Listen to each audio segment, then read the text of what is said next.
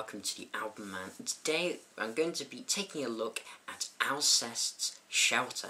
Now if you don't know Alcest, they are a name that you should familiarise yourself with, as already in January we have yet another killer release. And as I said, this is by the name of Shelter, and it's by the French duo Alcest, who are led by, I'm not quite sure how to say his name, but is it Niege? I'm just going to call him Niege, I think. And, if I'm wrong, okay.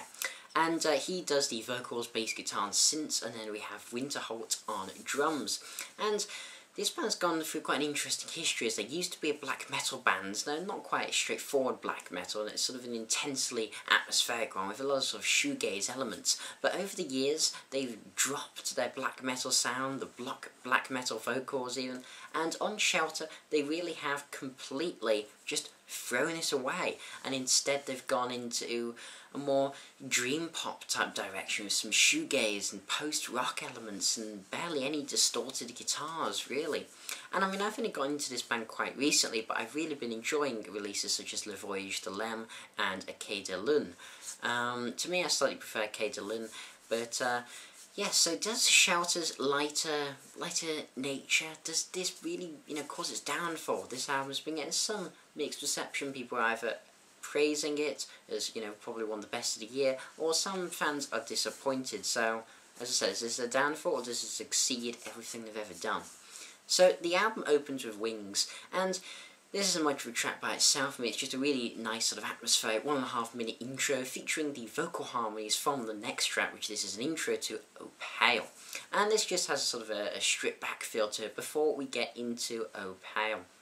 And this song was the first single from the album, and received a mixed reception, I'd say, from Alcest's fan base, probably due to the fact it's very light, it's not very metal at all. I mean, I've heard many people arguing back and forth whether this album is metal or not, and people saying it's shit because it's not metal. Well, honestly, I don't really care what genre it is or how light the song is in comparison to their older works, because in my opinion this song is fantastic. It incorporates a lot of shoegaze elements, particularly on the chorus, which is, I mean, shoegaze is not something I'm particularly a big fan of, but yeah, but on this bridge particularly, it just really works with the soaring guitars, which are just so beautiful, and Niege's voice, I mean, it really fits the style of music so perfectly, and just creates this intensely atmospheric, beautiful journey, as if you're entering some sort of enchanted lands. But Alcest's history about writing about enchanted lands is more akin to their previous albums. This album is sort of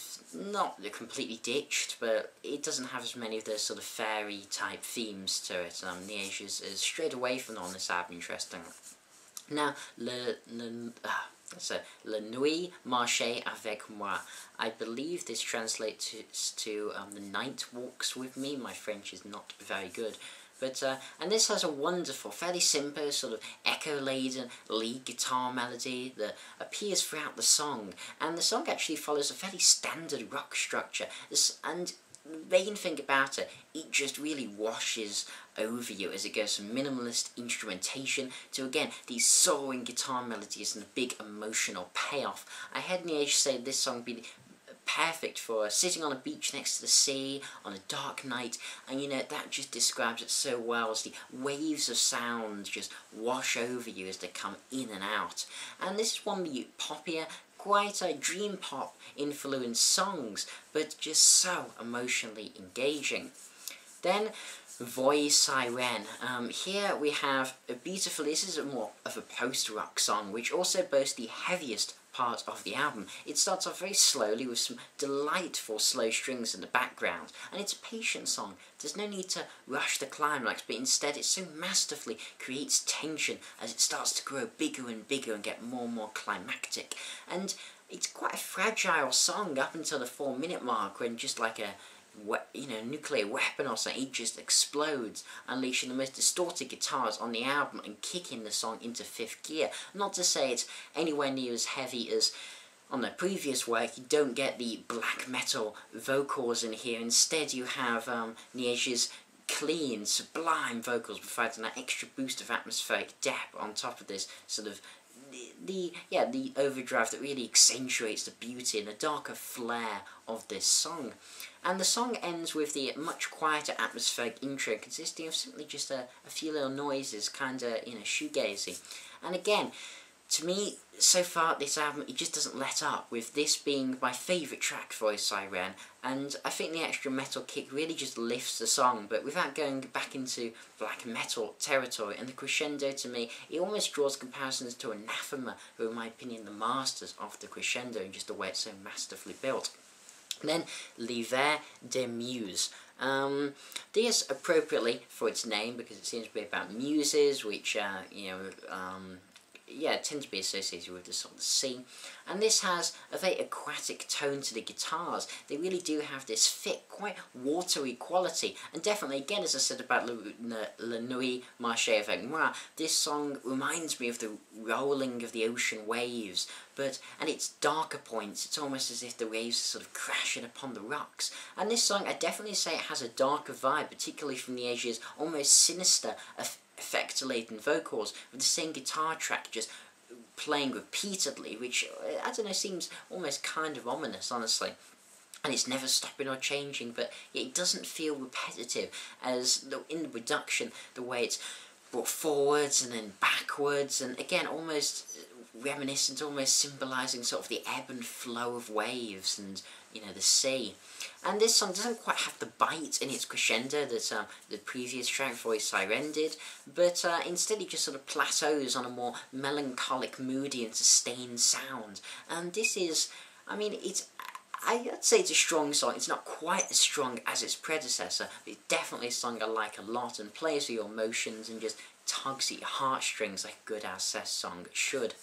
Shelter, the title track. This is probably the most shoegazy song on the album, but what sort of turns this song from just being sort of a reasonable shoegaze song into something really quite good is the piano melody, which was added later, apparently. But when it comes in, it just has such a wonderful dynamic and dimension to the song. It's very driving and lifting piano melody. And this song, like the others on this album, is actually very uplifting, except I wouldn't say Voix des Muses is that uplifting. But this is, Alcest music has always had more of a positive and more ethereal type tone instead of some sort of, negative, aggressive, depressive type tone. And yeah, the problem is, this is one of the weakest songs on the album now. Even with the piano melody, I just find the song doesn't quite go anywhere. It doesn't have that kick to it. It doesn't have quite that rise and fall in the same way that other tracks do. And, even though it does have a nice, gentler instrumental section, it just feels as almost a bit too formulaic on the album. There's just not anything that particularly stands out, as again, aside from the piano melody, which I think is the only use, really, of pianos on the album, I think. Then Away. Now this is not a song I expected, as not only is it not sung in English, but it isn't even sung by Nuit. No, it's sung by the slow dive singer Neil Halstead. And this song is definitely the most dreamlike, with swelling strings and finger-picked guitar accompanying Neil Halstead, who definitely has a deeper voice than Nuit, and his voice definitely works for the song. The problem is the song it's not